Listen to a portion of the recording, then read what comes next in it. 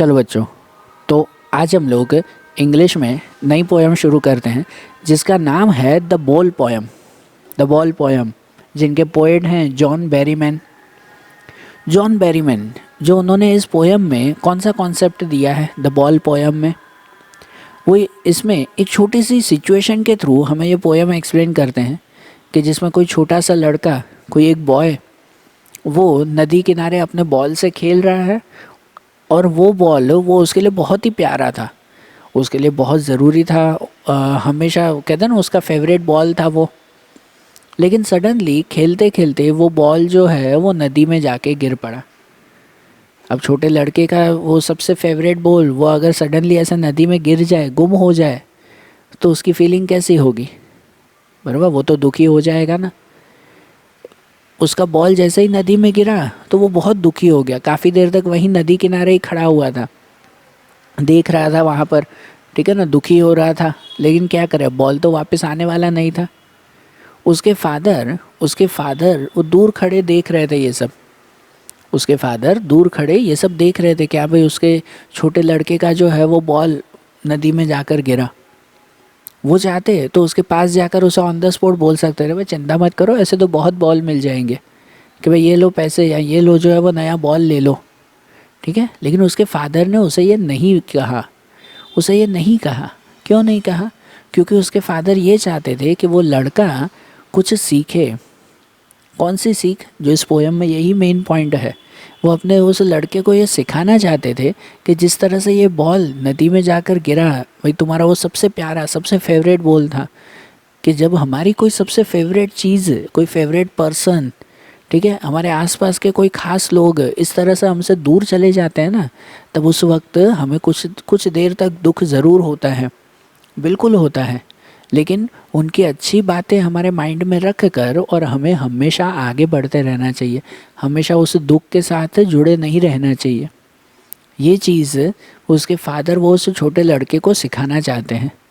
और यही पूरी सिचुएशन, ये मैंने पूरी पोएम समझो आपको बता दी पहले ही, और यही पूरी सिचुएशन एक पोएटिक वे में वो इन्होंने यहाँ पर दी है। जो जॉन बेरीमैन हैं उन्होंने बहुत ही पोएटिक वे में यहाँ पर ये बात कही है। तो देखो हम लोग इस पोएम में देखें आपके वो क्या कहना चाहते हैं, कि जैसे लिखा हुआ है कि what is the boy now who has lost his ball, कि जिसका बॉल अभी चला गया। What is the boy now, कि अब वो क्या करेगा, है ना, अब वो कैसे रहेगा कि उसका बॉल जब नदी में चला गया। What is he to do, कि वो अब क्या करने वाला है। I saw it go merrily bouncing down the street and then merrily over there it is in the water, है ना। वो कह रहे हैं कि I saw it go merrily bouncing, भाई मैंने देखा था कि वो लड़का खुशी से, मैरीली मतलब खुशी से, बाउंसिंग मतलब कि उस बॉल से खेलता हुआ जा रहा था, डाउन द स्ट्रीट, कि उस रास्ते पर मस्त खेलता हुआ जा रहा था, एंड देन मैरीली ओवर, और फिर अचानक से सब खत्म हो गया, कि there it is in the water, कि अचानक वो बॉल पानी में जाकर गिरा। नो यूज टू से ओ देर आर अदर बॉल्स, वो ये कह रहे हैं कि अब मैं उस लड़के को ये कहने की अब ज़रूर नहीं है, या मैं उसे ये नहीं कहूँगा कि देर आर अदर बॉल्स, कि चिंता मत करो दूसरे बॉल भी पड़े हैं वो आ जाएंगे। An ultimate shaking grief fixes the boy, कि उस लड़के को कुछ देर तक ग्रीफ मतलब कि भाई दुख में रहने दो। अल्टीमेट शेकिंग ग्रीफ, है ना, अल्टीमेट शेकिंग ग्रीफ मतलब कि जो इतना भारी दुख उसके ऊपर आ चुका ना, उस लड़के को उसमें रहने दो और यही उसे फिक्स करेगा। वो इनडायरेक्टली क्या कहना चाहते हैं कि उस लड़के का बॉल पानी में गिर गया, वो दूर खड़े देख रहे हैं उसे, लेकिन वो उसके पास जाकर कहेंगे नहीं कि भाई नो यूज टू से, कोई उसे कहने की ज़रूर नहीं है कि भाई तुम चिंता मत करो दूसरे बॉल पड़े हैं। नहीं, उसे थोड़ा दुखी होने दो, क्योंकि यही दुख वो उसे कुछ ना कुछ सिखाएगा, ठीक है ना। यही प्रॉब्लम वो उसे कुछ ना कुछ सिखाएगी। उसे ये कहने की ज़रूर नहीं है कि भाई तुम चिंता मत करो दूसरे ऐसे बहुत सारे बॉल मिल जाएंगे, ठीक है ना। जैसे आगे कहते हैं as he stand rigid trembling staring down, कि भाई वो लड़का बेचारा वहीं पर ही, रिगिड मतलब स्ट्रेट वहीं खड़ा रहा, वो हिल भी नहीं रहा था नदी किनारे से। ट्रेम्बलिंग जैसे कांप रहा था, स्टेरिंग डाउन मतलब उस नदी को ही घूरे जा रहा था, कि जैसे नहीं उस पानी में से फिर से बॉल बाहर निकल आए, होता है ना। अब छोटे बच्चे की जगह पर आप इमेजिन तो करो एक, कि भाई आप नदी किनारे खड़े हो, सडनली जो है वो आपका बॉल वहाँ नदी में गिर जाए खेलते खेलते, तो दुख नहीं होगा? कितनी देर तो वो नदी किनारे ही खड़े रहेंगे, क्या पता शायद नदी में से फिर से बॉल बाहर निकल आए। तो वो लड़का भी ऐसे ही वहीं पर जो है वो रुका हुआ था, ठीक है। क्या कहते हैं, दुखी था, कांप रहा था और देखे जा रहा था उस पानी को कि शायद उसमें से फिर से वो बॉल बाहर निकल आए। All his young days into the harbour where is ball went. कहते हैं ना कि उसका उसका बॉल जहाँ पर गिरा ना, वो हार्बर मतलब उस किनारे पर, ऑल हिज यंग डेज, कि भाई उसके जैसे कहते हैं ना भाई सभी अच्छे दिन जैसे वहीं गुजरे थे। ये इनडायरेक्टली पोइटिक वे में वो कहना चाहते हैं कि देखो कोई भी चीज़ हमारे पास होती है ना, तो उसके साथ कितनी सारी जो है वो यादें जुड़ी हुई होती हैं। कोई चीज़ हो, कोई पर्सन हो, ठीक है ना, कोई हमारे आसपास के लोग हो, तो उनके साथ हमारी यादें जुड़ जाती है, ठीक है। कोई ऑब्जेक्ट भी हो ना, तो भी कि नहीं इस ऑब्जेक्ट से तो हम ऐसा करते थे, इससे हम ऐसे खेलते थे, है ना, ये तो हमेशा मेरे साथ रहती थी ये चीज़। या कोई लोगों के साथ भी। और सडनली वो लोग अगर हमसे दूर चले जाएं, वो चीज़ अगर गुम हो जाए, टूट जाए, हमसे दूर चली जाए, तो फिर हम लोग दुखी हो जाते हैं, उदास हो जाते हैं। और माइंड में वो यादें आती है हमारे कि भाई वो चीज़ तो चली गई। जैसे इस लड़के के लिए कि भाई वो बॉल तो चला गया, उसके साथ मैं ऐसे खेलता था, उसके साथ मैं ये करता था, बराबर। तो वहाँ पर वो कहते हैं ना, उस नदी किनारे खड़े उस लड़के को यही सब चीज़ें याद आ रही है। And I would not entered on him, I would not entered on him. Entered मतलब कि भाई वो उसे डिस्टर्ब नहीं करना चाहते। दूर खड़े जैसे उस लड़के के फादर देख रहे हैं ये सब, कि वो लड़का चुपचाप नदी किनारे खड़ा ही है, वो वहाँ से हिल भी नहीं रहा है ना। शायद उस लड़के को जो है वो पुरानी सब यादें आ रही होगी, ठीक है, अपने बॉल की यादें कि वो उसके साथ ऐसा खेलता था, वैसे खेलता था। तो उसके फादर कह रहे हैं कि भाई वो उसके पास नहीं जाएंगे, वो फ़िलहाल उसे इंटर्ड मतलब डिस्टर्ब नहीं करना चाहते हैं। या फिर a dime another ball is worthless, कि भाई उसे जो है वो डाइम मतलब पैसे दे दे, अगर अनदर बॉल दूसरा बॉल ला कर दे दें, ये सब वर्थलेस है। उसके फादर अगर चाहे तो ये कर सकता है ना कि उस लड़के को पैसे दे देंगे दूसरे, कि भाई जाओ जाकर दूसरा बॉल ले लो, या तो खुद ही वो दूसरा बॉल लाकर उसे हाथ में दे देंगे लड़के को। लेकिन ये सब वर्थलेस है, क्योंकि देखो अक्सर ऐसा होता है कि हमारे पास कोई अगर ऑब्जेक्ट हो ना, तो वो ऑब्जेक्ट अगर टूट जाए, ख़राब हो जाए, गुम हो जाए और कुछ भी हो उसके साथ, तो उसके जैसे दूसरे ऑब्जेक्ट मिल जाएंगे, ऐसी कोई बात नहीं है। लेकिन उसके साथ जो हमारी अटैचमेंट होगी ना, उसके साथ जो हमारी यादें होगी ना, वो यादें फिर से कभी नहीं मिल पाएगी, ठीक है ना। वो यादें फिर से कभी भी नहीं मिलेगी, भले उसके जैसा सेम ऑब्जेक्ट क्यों ना मिल जाए। ऐसे ही लोगों के साथ भी होता है, ठीक है, कि कोई पर्सन अगर हमसे दूर चला जाता है, हाँ बिल्कुल दूसरे हज़ारों लोग हमारे आसपास हैं, दूसरे हज़ारों लोग मिलेंगे, लेकिन वो पर्सन चला गया सो चला गया। उसके साथ जो यादें जुड़ी हुई थी, उसके साथ जो मेमोरीज़ थी हमारी, वो फिर से कभी लौट पाएगी नहीं। पता है ना, वो चीज़ें फिर से नहीं आ पाएगी, भले उसके जैसे दूसरे हज़ारों लोग क्यों ना आ जाए हमारे आसपास। सही बात है कि नहीं? यहाँ पे वो यही समझाते हैं ना, a dime another ball is worthless, कि उसे पैसे दे देना, दूसरा बॉल हाथ में दे देना, ये सब वर्थलेस है। Now he sense first responsibility in the world of positions. तो जैसे वो फादर वो अपने लड़के को, उस बॉय को आप समझा रहे हैं कि आज वो अपनी पहली रिस्पॉन्सिबिलिटी सीख रहा है, पहली सीख ले रहा है वो in the world of positions. भाई इस पोजिशंस के वर्ल्ड में मतलब कि इस दुनिया में जहाँ पे हर एक पर्सन कोई ना कोई चीज़ को अपना मान लेता है, ये तो मेरी चीज़ है, ये तो मेरा है, ठीक है ना। जैसे उस लड़का उस बॉल को मान रहा था कि ये तो मेरा बॉल है भाई, मैं किसी को नहीं दूंगा, ऐसे मान रहा था ना। और सडनली वही बॉल अगर नदी में चला जाए तो कैसी सिचुएशन होगी ना उसकी। तो आज वो लड़का एक नई रिस्पॉन्सिबिलिटी, एक नई चीज़ सीखने जा रहा है। People will take balls, balls will be lost always, little boy, ठीक है ना।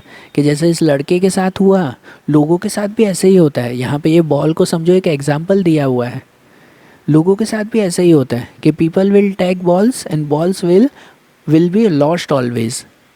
कि लोग हमेशा ऐसी कोई चीज़ें खरीदते हैं, ऐसे कोई लोगों के साथ रहते हैं, और वो चीज़ें वो कभी भी लाइफ टाइम नहीं रहती।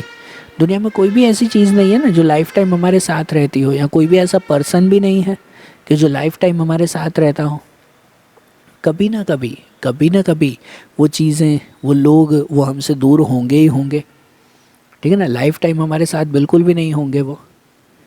बराबर। And no one buys a ball back, जो लिखा हुआ है ना, no one buys a ball back, money is external. ठीक है, कि कोई भी वही बॉल फिर से नहीं खरीद सकता। मनी इज एक्सटर्नल मतलब कहते हैं पैसे से भले दूसरा बॉल खरीदेगा लेकिन वही बॉल फिर से नहीं आएगा। जो बॉल एक बार नदी में गया क्या वही फिर से आने वाला है? जिसके साथ अटैचमेंट था, जिसके साथ यादें थी, जिसके साथ जो है वो हमारा कनेक्शन जुड़ा हुआ था, क्या वही बॉल फिर से आने वाला है? बिल्कुल भी नहीं, वो तो नदी में चला गया। आप पैसों से, जो लिखा है ना मनी इज़ एक्सटर्नल, हाँ वो एक्सटर्नल है कि आप पैसों से as it is same to same दिखने वाला दूसरा बॉल खरीद सकते हो, लेकिन फिर भी वो वही का वही तो नहीं है। बराबर ना। हमारे आसपास भी कोई अगर लोग होते हैं तो वो लोग अगर हमसे दूर चले जाएं ना, उनकी डेथ हो जाए या कोई भी रीज़न से हमसे दूर चले जाएं, तो ठीक है, दूसरा एज इट इज़ मतलब वो ऐसे ही नेचर का वैसे ही कोई दूसरा इंसान मिल जाएगा आपको, लेकिन वही बिल्कुल नहीं मिलेगा। वो तो बिल्कुल भी नहीं ना, वो तो गया सो गया। सही बात कि नहीं? जो आगे लिखा हुआ है लास्ट में कि he is learning well behind his desperate eyes, कि भले आज उसकी आंखों में दुख है, डेस्परेट आइज मतलब कि भाई दुख से भरी हुई उसकी आंखें हैं, लेकिन इसके पीछे well behind is desperate eyes, कि उसके पीछे ही इज़ लर्निंग, कि वो कुछ सीख भी रहा है। कहते हैं ना वो लड़का उस नदी के किनारे उदास खड़ा हुआ है, वो उदास है आज, लेकिन उसके साथ साथ वो कुछ सीख भी रहा है, उसको सीख भी मिल रही है। The epistemology of loss, how to stand up. ठीक है, वो क्या सीख रहा है? द एपिस्टेमोलॉजी ऑफ लॉस मतलब कि वो दुख का, एपिस्टेमोलॉजी मतलब क्या कह सकते हैं कि एक तरह की फ़िलॉसॉफ़ी। एपिस्टेमोलॉजी समझो मतलब एक तरह की फ़िलॉसॉफ़ी है कि वो दुख क्या होता है वो समझ रहा है, क्या ना लॉस क्या होता है वो समझ रहा है। हाउ टू स्टैंड अप, कि अगर कुछ नुकसान हो जाए तो उस नुकसान के बाद बैठे नहीं रहना है, फिर से कैसे खड़े होना है, फिर से कैसे आगे बढ़ना है, वो आज सीख रहा है। ठीक है ना। उस लड़के का बॉल वो चला गया, भले चला गया, उसे दुख भी हो रहा है, लेकिन उस दुख को कैसे सहन करे, उस दुख में से फिर से कैसे उठें, यह आज वो सीख रहा है। Knowing what every man must one day know and most know many days, how to stand up. कहते हैं ना कि भाई आज वो जान रहा है कि भाई हर एक इंसान को, what every man must one day know, कि हर एक इंसान को कभी ना कभी ये जानना है ही कि जो भी उसके पास है ना वो हमेशा दूर जाएगा ही जाएगा। कोई भी चीज़ हमेशा उसके पास रहने वाली नहीं है, वो उससे दूर होगी ही होगी। And most know many days how to stand up. ठीक है, और हमें उससे भी ज़्यादा ये जानना है कि भाई अगर कोई चीज़ हमसे दूर चली जाए ना तो उनसे फिर से उठना कैसे है, मतलब हमेशा उसके पीछे दुख में नहीं पड़े रहना है, लेकिन उनसे आगे कैसे बढ़ना है, यही ज़िंदगी है। तो पोएम के एंड में और हमें ये पूरी पोएम में उनका एक ही सेंट्रल थीम था कि हमारे पास कोई भी जो पोजीशन हो ना, कोई भी चीज़ हो, मतलब वो ऑब्जेक्ट हो या पर्सन हो, कोई ख़ास इंसान भी अगर हमारे साथ हो, हमारे पेरेंट्स या फिर जो है वो हमारे पार्टनर्स, हमारे ब्रदर्स सिस्टर्स, कोई भी हमारे साथ क्यों ना हो, कभी ना कभी उनको हमसे दूर होना ही होना है। वो दिन आएगा ही आएगा कि जब वो कोई ना कोई हमसे दूर ज़रूर होगा। और उस दिन क्या फिर? तो उस दिन हमें ये सीखना होगा कि हर एक चीज़ हमेशा हमारे साथ नहीं रहती, कभी ना कभी वो हमसे दूर जाएगी ही, और हमें उसके दुख में फिर ज़िंदगी भर नहीं रहना है। हमें सीखना है उस दुख में से फिर से बाहर निकलना, हाउ टू स्टैंड अप। ठीक है ना। इस बॉल पोएम के थ्रू, उस बॉल के एग्जाम्पल के थ्रू इनडायरेक्टली हर किसी को यही मैसेज देना चाहते हैं कि जो चीज़ आपके पास है वो हमेशा नहीं रहने वाले, कभी ना कभी जाएगी, तो उसके बाद उसके दुख में हमेशा नहीं रहना है, लेकिन उस दुख में से बाहर कैसे निकलना है ये ज़रूर आपको सीखना पड़ेगा।